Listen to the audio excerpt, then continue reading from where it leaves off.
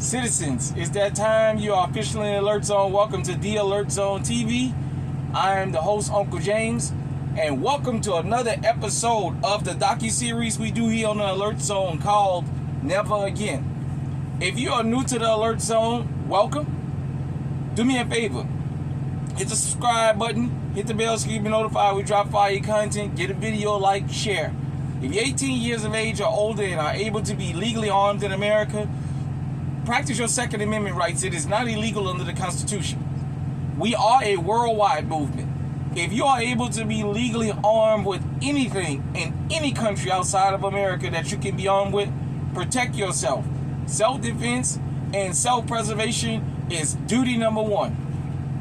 So, in today's episode, we are going to talk about, forgive me everybody, the blinding of a former U.S. serviceman in 1946, Issac Woodard. For those of you who haven't heard, we are going to go through this, and then we're going to have a commentary at the end and explain why I brought this particular case up. So, it says, on February 12, 1946, Sergeant Issac Woodard, 26, had just returned to the U.S. from fighting abroad in World War II and was on a Greyhound bus en route to his home in Winnsboro, South Carolina, when he asked the bus driver if he could pull into a rest stop for a bathroom break. The driver refused, and the two got into a verbal argument. At the next stop, in Batesburg, South Carolina, the driver ordered Woodard off the bus, and police officers, including Batesburg Police Chief Linwood Shaw, took Woodard into custody. The exclusive clip above features Woodard describing how he was blinded. Okay. The policeman asked me, was I discharged? And when I said yes, that's when he started beating me with a billy club near across the top of my head. After that, I grabbed his billy, wrung it out of his hand. Another policeman came up and threw his gun on me and told me to drop the billy or he'd drop me, so I dropped the billy. He knocked me unconscious. He hollered, "Get up." When I started to get up, he started punching me in the eyes with the end of his billy. Then as now, police violence against black Americans was routine, unaddressed, and overlooked, and black World War II veterans were often targets, as Kenneth Mack, a professor of law and history at Harvard University who appears in the PBS documentary, tells time. Orson Welles, at the time a prominent radio announcer, publicized the incident, raising awareness among white Americans. The NAACP helped Woodard embark on a speaking tour to help people see realities of police brutality up close. In August 1946, entertainers Billie Holiday, Woody Guthrie, and boxer Joe Louis headlined a benefit concert at Harlem's new defunct Lewisham Stadium to raise money for Woodard and his family. The event drew a crowd of 20,000 and raised $10,000 for Woodard and his family, about $132,000 in February 2021. So that's what it would be worth in today's money. I spent 3.5 years in the service of my country and thought I would be treated like a man when I returned to civilian life, but I was mistaken, Woodard told the audience.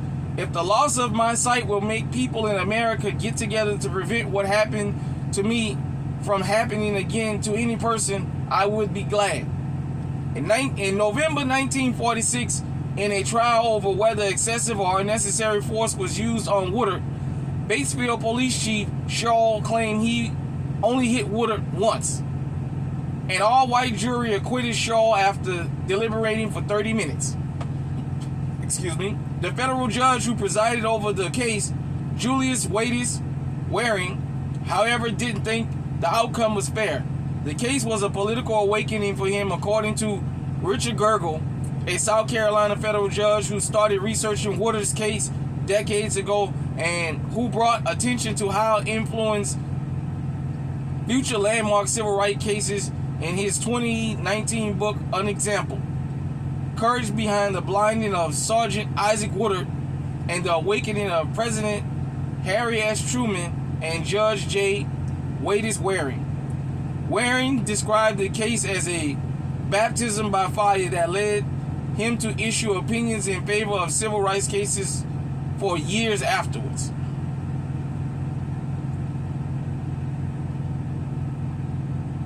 So, it says, for example, Waring's dissenting opinion in Briggs versus Elliott in 1952, in which 20 black parents in Clarendon County, South Carolina sued for equal education for their children, argued school segregation was unconstitutional per the 14th Amendment. The U.S. Supreme Court came to the same conclusion in Brown versus the Board of Education, which cleared up 5 school segregation cases, including Briggs, after Waring encouraged NAACP legal defense and educational fund lawyer and future U.S. Supreme Court Justice Thurgood Marshall to appeal the decision as a direct attack on segregation. Woodard's blinding was a political awakening for the future of civil rights leaders. Student Nonviolent Coordinating Committee co-founder Julian Bond earliest memory of racial violence was seeing newspaper photographs of Woodard with bandages over his eyes at the age of 6. Photographs he will remember for as long as he lived, per his 2021 posthumously published collection of lectures, Time to Teach, A History of the Southern Civil Rights Movement. Crucially, Woodard's blinding spurred President Harry S. Truman to take action. NAACP leader Walter White recalled in his memoir that when he told Truman about Woodard's blinding, Truman stood up and exclaimed, "My God, I had no idea it was as terrible as that. We've got to do something." In December 1946, a month after the acquittal of the Batesburg, South Carolina police chief, Truman created a Presidential Commission on Civil Rights. 1948, per his recommendation, he signed an executive order calling for the desegregation of the U.S. military and creating the President's Committee on Equality of Treatment and Opportunity in the Armed Services. The Department of Justice had been somewhat timid in doing anything about the widespread denial of basic rights to African Americans in the South and across the country, but within 2 years of Woodard's blinding, the Department of Justice would begin filing briefings in the United States Supreme Court in segregation cases, arguing that this court should act against segregation, says Mack. As for Woodard, he wouldn't receive disability benefits from the Army until 1962 to support his family. He bought properties in the Bronx, New York, and lived there until his death in 1992 at the age of 73. In 2019, a historic marker about Woodard went up in the city where he was blinded, now called Batesburg, Leesville.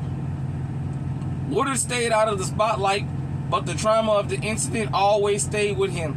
In a September 16, 1982 interview with the public affairs TV program Like It Is, Woodard said he was frustrated that the police officer who blinded him kept his job, but he did not allow it to lose his faith in humanity.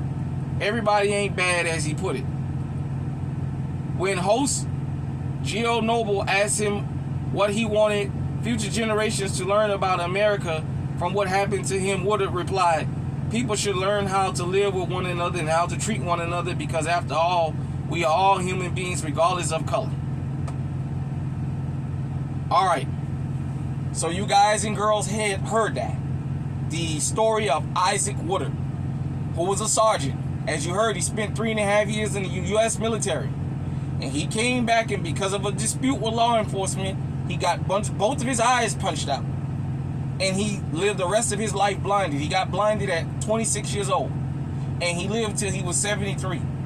So almost 50 years he walked around blinded after he served his country. The reason I wanted to document this in this docu-series is I want people to understand something. When I tell you here in the alert zone, you have to be careful when you deal with law enforcement. You have to be careful how you move out here in the street. We are humans. We as humans sometimes make mistakes and we have emotions. Sometimes we get pulled out of our emotions, but it is imperative to understand. as a civilian, you don't know who's behind that badge. As law enforcement, you don't know who's in front of your gun. We have to get along, but we have to know the history.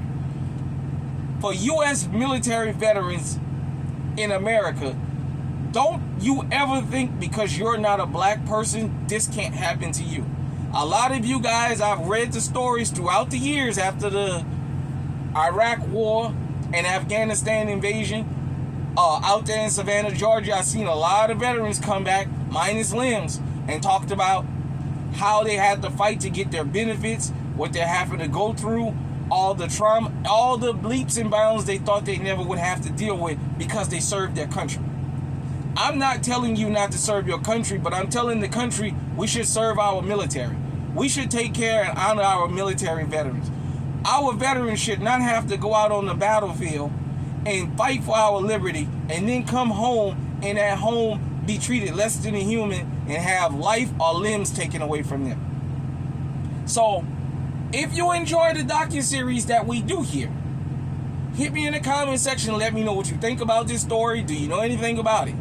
If you don't, you can research it on your own. As I said, Issac Woodard got punched out in his eyes. I myself rest on to Brother Malcolm. Brother Malcolm X was the one who brought this to my attention when he talked about how Issac Woodard fought in the military and came and got his eyes punched out, and it made me research that. So, just so you guys and you girls will know, the Alert Zone welcomes everybody. But we want you to know none of us is above these type of things happening. If you know where we've been, you know how to keep your eyes focused on where we going. Because this can happen to you. It doesn't matter your color, creed, sexuality, religion, or none of that. You can serve in the military and come back here and be gunned down in this country. You can be brutalized by law enforcement.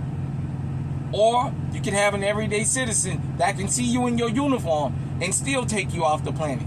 Issac Woodard, as the piece said, was in his uniform, and it asked him, was he discharged? Because had he not been discharged, I don't think they would have done him anything because of fear of the federal government. But after they knew he was discharged, they put his eyes out. I love doing this docuseries. I'm going to keep this docuseries going. I want to say thank you to everybody that stops by. Hit me in the comment section. Let me know what you think. Until next episode, everybody, stay safe, stay armed. Respect our military. Stay on high alert.